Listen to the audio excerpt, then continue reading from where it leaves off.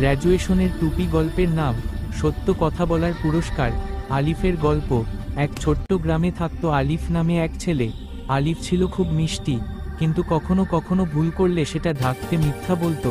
একদিন সে মাঠে খেলতে গিয়ে তার বন্ধুর নতুন বলটা গাছে ফেলে দিল।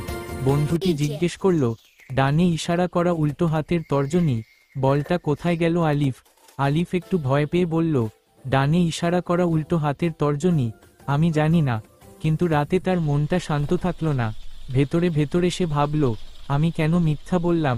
পরদিন সকালে সে সাহস করে বন্ধুর কাছে গিয়ে বলল, ডানে ইশারা করা উল্টো হাতের তর্জনী, আমি মিথ্যা বলেছিলাম, বলটা আমিই গাছে ফেলেছিলাম।